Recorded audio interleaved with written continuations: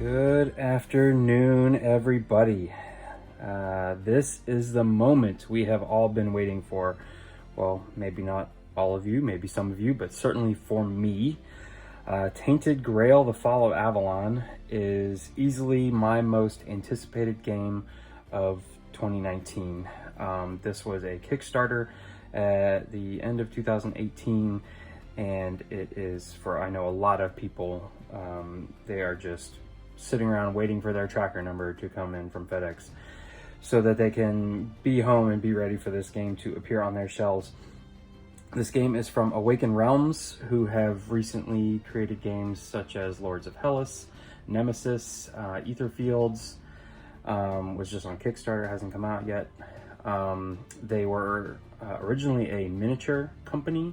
They just created and painted miniatures, and then got into the board gaming industry, and have since then are continuously setting the bar, in my opinion, of just in-depth, really thematic games. This one, of course, has kind of a King Arthur, fallen King Arthur theme. It's a very dark retelling of that story per se, or maybe what happens after. Not 100% sure where it fits into the timeline, but it definitely is, about the Holy Grail, Excalibur, things like that. But you're not King Arthur. It's not going to be a happy-go-lucky. It's going to be a very dark game, but it is set in that universe.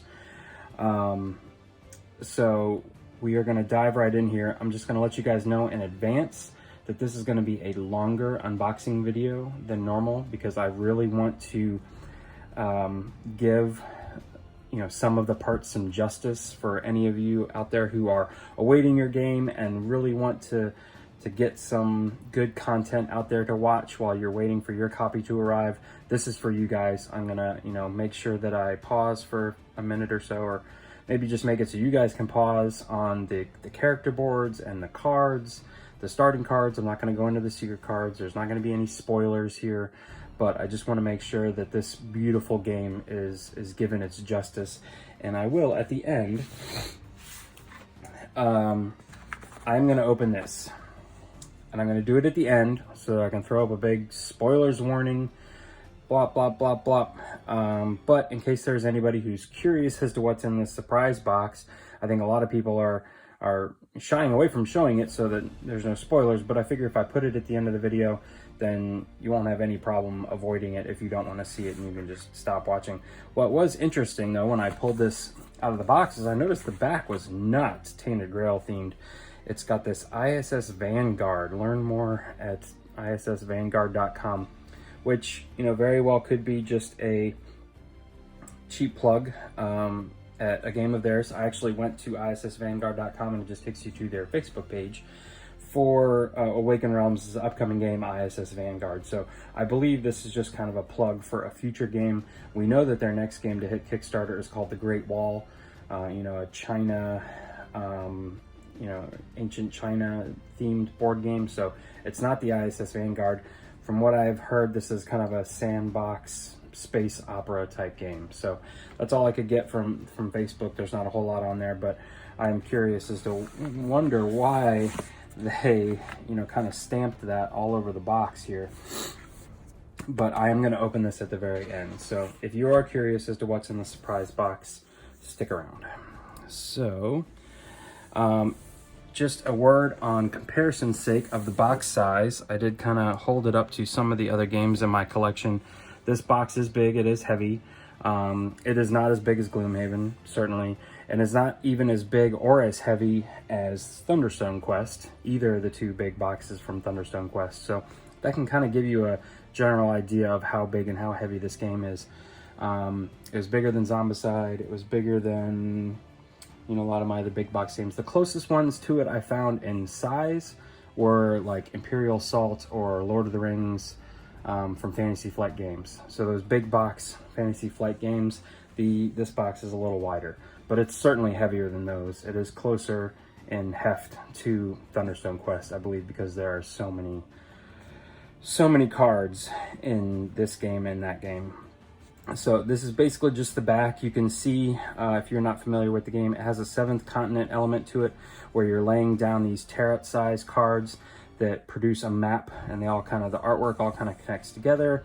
There's various things you can do on each card, explore them, encounter them. You have this player board system where you're using these red cubes. The purple ones that you see intermixed here basically just represent 5 red ones. So it's kind of this universal marker symbol that covers everything in the game. So you're going to be using a lot of these red cubes. And then it's a card-based combat or encounter system. You can have combat encounters or you can have diplomatic encounters. There is a save system that's similar to Kingdom Death Monster.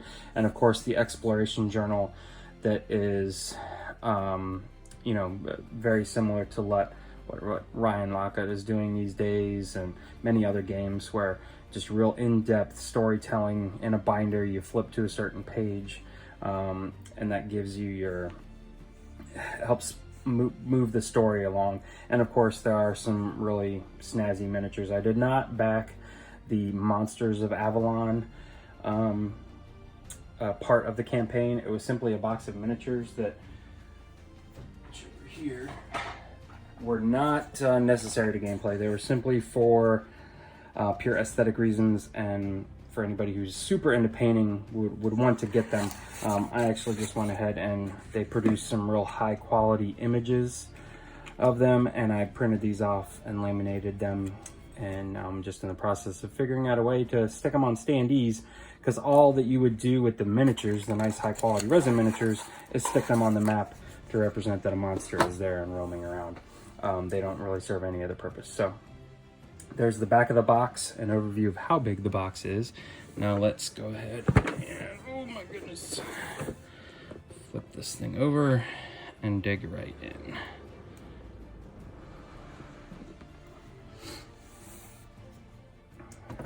All right, so it looks like right off the bat here we have the tutorial setup, or tutorial manual. So this manual is separate from the rule book, which is pretty meaty, but you can see it's really only 4 pages. It's a very small booklet here, but this is going to give you a step-by-step walkthrough of an introductory scenario without spoilers. It gives you specific decks to use, don't shuffle the cards, things like that.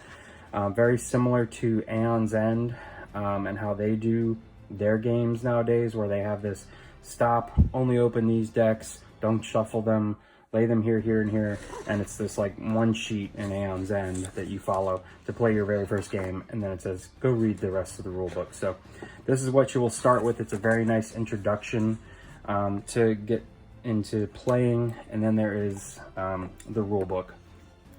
I myself have read this rule book probably about 4 times in anticipation for the game arriving. That's how excited I am for the game to be here. I've read it just, you know, on the internet in digital form. But you can see there's a lot of text here. Like I said, this game is not for the faint of heart. You know, I'm not going to spend too much time here because anybody that wants to can find this rule book online. But it is, you know, 24 pages. That includes a rule summary and appendix. You know, so the overall rules is about 21 pages. Probably less than 20 if you don't count the front covers and stuff. But that's the rule book. This is the meat of the campaign right here. It is the exploration journal, and everybody's been giving Awakened Realms credit for packaging their journal like this with this just, you know, piece of cardboard here to protect the ring binding. And I will go ahead and, you know, cut this open here, but I'm not going to flip through it much because this is where a lot of the spoilers are found.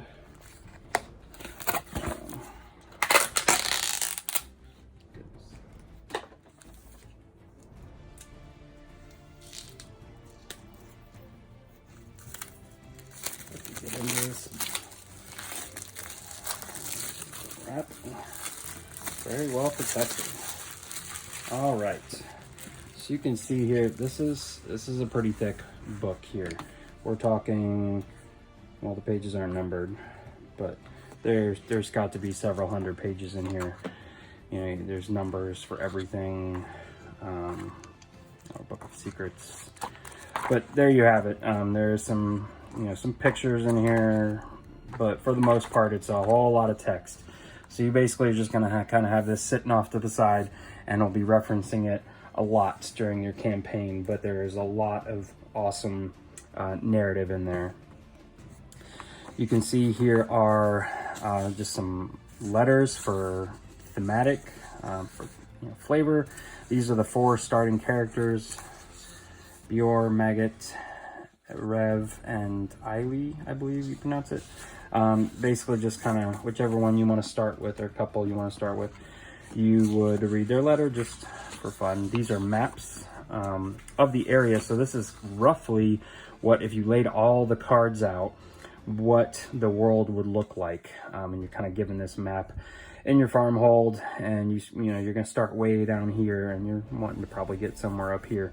But this just gives you a general idea. If it says, you need to head to Timberwall, you kind of know you're heading northwest, and you're not going to head over here. There's Camelot. So it gives you a general idea, but it does tell you in the introduction that this map is old and things very well may have changed. This is the save sheets. You can see, they give you a lot. I think there's like 30 in here. It's just like a little notepad of them. But this is very similar to Kingdom Death Monster, or trying to think of what else. This was similar to like Legacy of Dragonholt from Fantasy Flight, where you're basically checking off statuses as you reach them, and then it gives you a great way to check off what you have if at any point you need to save the game. So if you need to put it away for any reason, it allows you to get the cards back out that you need and get playing right away. You can see it's a pretty nice cover over top of the cards and the miniatures here. And these blank slots right here, these are the save slots that you will use if you're saving your game. You take all your character cards specific and you can stick them in here. It's 1 to 4 players. So if you're playing solo or only 2 characters, you can probably use the slots for other reasons, but it's a really nice setup that they incorporated that. And I guess in the future, there's already 2 expansions plus coming out in Wave 2 next year that are going to be big boxes. So I doubt you'll be able to squeeze all that in here, but it's nice that they have set you up here with that option. Ooh, and some of my guys are roaming around there. So we've got our player boards here, and these are what I'm going to make sure you can get a good shot of each one. So if you are sitting around waiting, wanting to know, ooh, who am I going to start with? Who am I going to pick? You can hopefully pause the screen. I don't know how long I'm going to leave them up here, but you can pause the screen and take a look at all of these stats here. So let's zoom in a little bit here. And see if we can't. There we go. So, let's see. Eily, her special abilities is to use 2 energy to restore health. So she's like a healer. Looks like you can do that to any character in your location. So if you're playing in a party. Traumatized, you can't reduce your terror when resting in a location without an active menhir. Okay, so she has to be near a menhir to reduce her terror. And you can see that these are the main health, energy, terror tracks. I'll show you this later, but for those of you not familiar with the game, the health meter has this really nice piece of plastic mechanic that's like a T-bar, that as your health moves down, it creates this bar that your energy is not supposed to go above. No matter how much you eat, you can't go above that much energy if you're losing health. And terror, anytime your terror goes above the T-bar, you start to have nightmares, you panic during combat or diplomacy. But this card in general, or these boards in general, have really nice recessed areas to fit those red cubes in. They're just going to pop right in here. And again, everything's like a universal tracker. And I'm just going to flip this over on the back. You see all these pop out. So when they come out with future characters, they can just be popped in here. So here's the setup for Eily. She's very empathy focused. She's got caution, no spirituality, and no aggression. courage and practicality. So this is an important thing to consider. You know, she's going to be good at diplomatic encounters and not so much at physical combat-based encounters. She starts with 3 food and 1 rep. So there you have it. I'm just going to leave it like this for a second, in case anybody is pausing the screen and wanting to take a longer look at this. All right. Now we have Bior. Bior has been seen a lot. He was the one character they had in all of their pre-Kickstarter packages that they sent around, things like that. So he can draw 3 random craftable items and pick one for 4 energy. So that's a lot, but if he needs something, he's basically like a smith. He can create items pretty easily. But he also has a festering wound, which means he loses a health every time he becomes exhausted, which are these last 2 health spots right here. So if your energy ever runs into this red area, you are exhausted. And if he's trying to, you know, if he reaches the end of his night phase and he's exhausted, he's actually going to lose energy because of his wounds. So let's see what's on the back here. Bior, a local smith. He is the fighter of the group. You can see he's going to start with 2 aggression, courage, and practicality. So he's got all these keys on the left, but he's not for smooth talking anybody. He's got a little bit of caution, and that's it. No empathy, no spirituality. So he's going to be a rough go in the diplomatic encounters. He is who they recommend you playing the introductory scenario with. They say to get Bior out and play with him. And so I may actually see just how it goes with a single character in my first playthrough. Go with Bior, because I actually want to play 2-handed down the road with these next 2 characters. And I'll tell you why. Here in a second. So there's Bior, his starting board. And you can also see that comparatively, Eiley and Bior have, Bior has more bonus energy he can reach up into, whereas Eiley's thing just stops here. Bior's health starts at 9, her health starts at 7. They both have the same terror track here, but these, you know, these boards are slightly different in a lot of ways. So keep that in mind when you're taking a look at them here. So here's Maggot. He's like the magic user of the group, and his special action is to gain a magic, which is just represented here in this little box with the universal tokens, but you need a lot and can connect a lot of things in combat, and you need magic to activate menhirs, which are essential to continuing throughout the game. So he's one of the reasons why I am wanting to play with him, but want to pair him up with Arev, who we'll see in a second. So you can see his energy and health stats here. He does not have very much terror he can take, so he's going to be going insane a lot sooner than, say, Bior or Eiley or you know, Arev over here. But he can produce magic by just doing 2 energy, but his downfall is that when he's dreaming, he's 50% chance of getting a nightmare instead of a dream, and you have to just flip a dial. So he is a recovering addict, so he has nightmares a lot, and that's what you're going to be dealing with him. And then you can see here that he is a pretty well balanced guy. He's got lots of spirituality, caution, aggression, and courage, no empathy and no practicality, but he's got a little bit on each side, whereas Bior was all the way over here and Eiley was all the way over here. He starts with 2 food and 2 magic, and yeah, he's basically the magic user of the group. And last but not least is Arev here, who's, I think he's like a farmer. He's got the big scythe in his hand. So his thing is gain 1 food for 2 energy, which is very similar to Maggot. And food you need to have at least, or it's recommended that you have at least 1 at the end of every round, at every night phase, so you can recover your energy and do more stuff. So Maggot and Arev seem like they're really good, would be really good paired together. And that's why I'm thinking after I give a dry run with Bior and see how well I do, I'm going to come back and play with Maggot and Arev You can see he also has a lot of energy, a lot of bonus energy he can have. He's got a lot of terror he can take, so this guy's almost like a tank. His curse, however, is activating menhirs costs 1 more magic.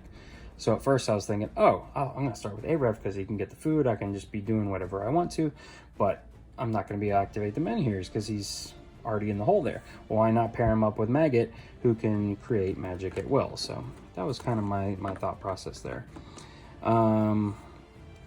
He starts with 2 food, 1 wealth, and 1 magic. So a nice little sprinkling of everything there. And you can also see he is also pretty well rounded. He's got 1 of each in the kind of combat side, and he's got some empathy and caution, not spiritual at all, but Maggot has 2 of these. So if they end up in a encounter together, they balance each other out well. I will say that I did not do the Neve kind of extra character. If you backed within the first 48 hours or 24 hours or something like that, you got this character included. I just decided there was already enough coming at me, and she's basically just comes with this board right here, and you pick which of these player boards you snap her into. So I'm sure there's someone else that can give you a nice close-up of her board. So let's take a look here at what's inside. Okay, so we experienced some technical difficulties in the filming process here, and it wasn't until after I had filmed most of my unboxing, or all of my unboxing, that I realized that a portion went missing, just fell out. I don't know whether I hit a button accidentally or what, but I am refilming the part here that is going to just show you guys the miniatures and the few components that are in the box, and then I'm actually just going to go ahead and do a second video separate. So if anybody doesn't want to see the cards, if that's too spoilerish for them, then they can just watch this video, just see the miniatures, see what's in the box, see the player character boards, and then move on. But for anybody that's interested in seeing the cards, like I promised we would go through, those are going to be in a separate video that's going to be uploaded at the same time. So again, my apologies for this. Might feel a little different, but I completely lost my my footage. So we're just going to go through these here real quick. Here is one of the menhirs. Now, I did not do the sun drop, mainly because I wanted to at least paint my characters. I didn't really want my character miniatures to be sun dropped. It would have been nice if I could have gotten just these sun dropped, because I think they look really nice like that. But that's fine. I'm going to try and do a little kind of a glow effect on the inside of them, kind of the interior, but mainly just be stone color with a wash. Keep it pretty simple. Just have all this detail pop out, which is what the sun drop does. So there's one sculpt there, and the last one that is very tall. Trying to get it nice and close, but you can see there's like it's like a veiny legs, almost like the muscles. So if this was an actual person are there, and this person, whether they're a four dweller or not, I don't know, is stuck in the back. So at some point we may get some reasoning behind why the menhirs look like they do, but for now we don't. This is the one miniature you have that represents an enemy that does not have to come in the Monsters of Avalon box. This is a four dweller, and that's about all I know about him. But at some point he's going to come hunting me down. So he's pretty beastly. You can see that in size comparison to like Bjor here, he is much taller. Whole shoulders and head taller. But this, the scale is nice. I would have thought that a menhir would have been a little bit bigger in real life, personally, but maybe not. But at least the scale is there somewhat, so they will have this presence on the map. Here's Bjor. You can see he's got his hammer, real strong pose, but a lot of really nice detail in these miniatures, and you can see that the base is Got some texture to it, some rocks, so you won't really need to add much to the bases here.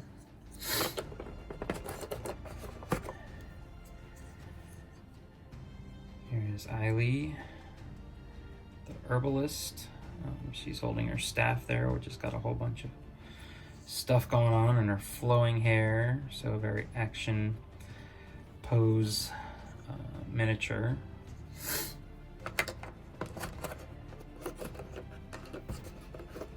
Here's Arev. He's the one that I'm the most cautious about pulling out. He doesn't stick in there quite as well, but you can see he's got great sculpt. Like you can see the detail on his pants. And, but the one thing I have noticed, and I haven't really seen if other people, this is with all of the miniatures, but right there you can see it in his elbow.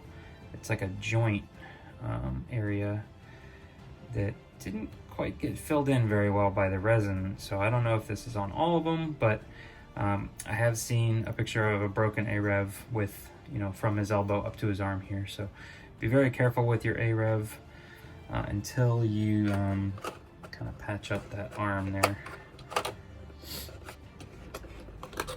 And then here is Maggot with his staff.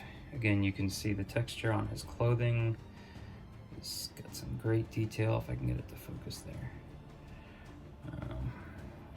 He's got like a snake coming down his arm.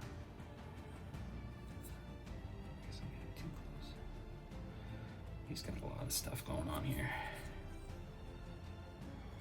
So there are the miniatures. Other than that, the contents of the box are pretty simple. You've got just one 6-sided die and then a directional die if you have to move around a monster that's staying on the map. Here is all the other components, the time dials and these little grail dials, and here are the you know, the coins, the time trackers and the coins. I'm definitely going to be, you know, putting a wash or something on these so that the numbers pop up better. But I realized in the reading through the journal book that, you know, the instructions at the beginning, that they actually use these and you position them a certain way on the page, and that gives you a number, a 3-digit number, and that's how you reference the Book of Secrets. And that to me is just so cool that they, you know, thought of that. They could have just put a number in there, but they didn't want people jumping ahead or spoiling it, so they make it a little tricky. It's a little puzzle. It's super easy to do. And that's how you know what section in the Book of Secrets to get to. And the Book of Secrets is basically just in the back of the journal. You can see here are the little tokens that go into your health space, and so they have the T-bar that keeps you from getting too much energy, or, you know, tells you when you're going insane. And then here are, this is the only thing I have added to it, is this small little storage box here, which holds nicely all of the red and purple cubes. I'm gonna spill them all over the place, but you can see there is a lot of these. But this box just sits over here. There's a compartment that they were in the bags. Let's see if I can spin this around. There you can see it. It just sits right there. It sits up a little high compared to the, you know, how the tray fits on top of it, but so do my sleeved cards. I've gone ahead and sleeved Bior's cards here, and they stick up a little higher than the thing too. So this is actually doing me a service by sticking up and taking some of the pressure off of the sleeved cards. So there you go. There are the components. Again, if you want to see some of these starting cards for each character, or for each faction, I guess. They're not for the specific characters, they're for like the color. Tune into my next video, which should go up at the same time as this one, and I will go into those in more detail and a quick look at the surprise box. So again, that video is going to have a lot more spoilers in it. If you don't want spoilers, stay away from it. Thanks for watching. Have a great day.